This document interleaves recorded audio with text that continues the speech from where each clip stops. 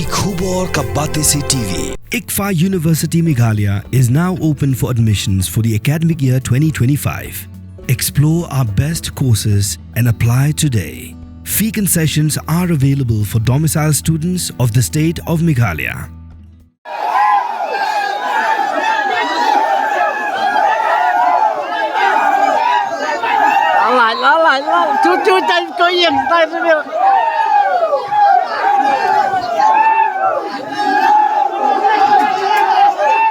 Kelas apriang ke video ha social media bagi Paidbah Kylla Weng dekat Bormet jika kali Pulit ke bayang hasurok ban khang lenti ye ki Trok bakim de banya ling ba ke surok na Mawmaram ke ban mi shalaj saw yam ha ke video rayo I bagi kali Pulit I kumbakan Kylla Khongpong no layat hu ba Kylla le ya kani khmat ki Pulit bat ki Pulit kim shim na le ai ban khang la deki ban pintik na ya kani Ilawat jingtip kepatik na bahato ke video ke di shisha ne em kumbala pensa priang social media kita long kubor nagi Pulit kliat ho baga nege dege jingja ke shisha ke belaja ha ke mit jangkalai photrik ujulio arajar arpusan ha ke bagi nongnya Trok haringkat ke Paidbah lale ada kebor pelat lenti ki Trok bakinya ling ba ke surok na Mawmaram shalaj saw hadu menta empat yo jingtip kepatik na lagi Pulit kila register case ne em ya ke nege jingja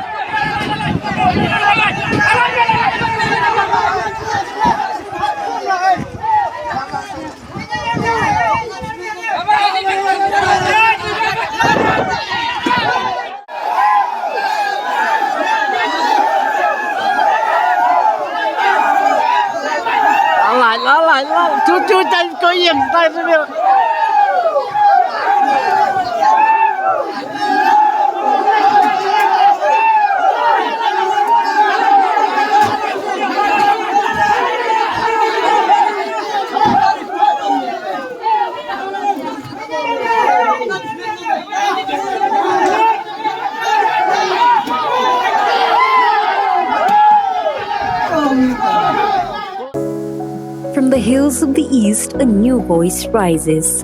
Hello Meghalaya, our state's first ever OTT platform streaming stories, music and dreams.